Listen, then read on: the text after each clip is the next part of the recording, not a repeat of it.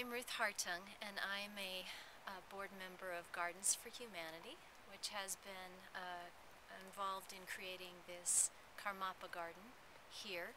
I'm standing inside of a stone circle. Stone circles are found all over the world, but you find many of them in the British Isles, in Ireland, and Scotland, and England.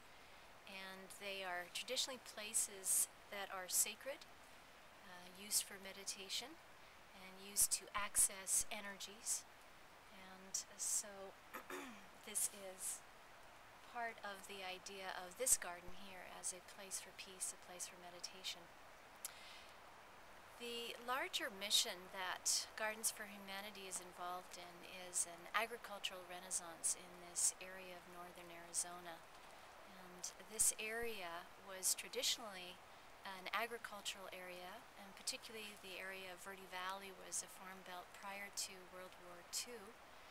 And then with industrialization and the shifting and changing of how our food is grown, it died out. And we have become involved in a sustainability movement here that is about encouraging and supporting the farmers to grow, so that we can support northern Arizona with locally grown food in the next 3 to 5 years. So we're looking at being able to create enough food here locally for 120,000 people. So as part of that, we're involved in the farmers markets that are here. We are supporting the CSAs.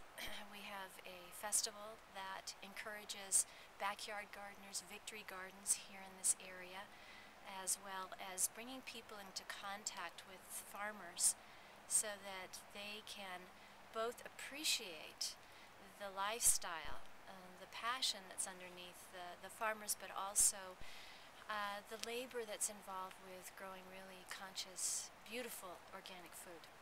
What are the particular challenges of gardening in Sedona, Arizona? Well, in Sedona, the soil is one of our challenges. The soil in Sedona itself is a red soil that has a lot of clay to it. So all of the people, whether they're from the northwest or the northeast, come here and they throw up their hands. Having been gardeners in other places, they have to re-look at gardening again. So that's one of the challenges. The other challenge is that we have water issues here in this area. This area's had years of drought at different times, and we're always concerned about how much snow, how much rain comes in, and so that becomes an issue for the farmers and for gardeners here in this area as well. At this point, would you say what percentage of food is grown locally? Or what percentage brought in, primarily from California? I would say primarily the food here is brought in from California and also from other places in South America when you start to talk about some of the different fruit. But primarily California is one of our great producers of food. What crops do you look forward to the local farmers growing here? What do you think will thrive here?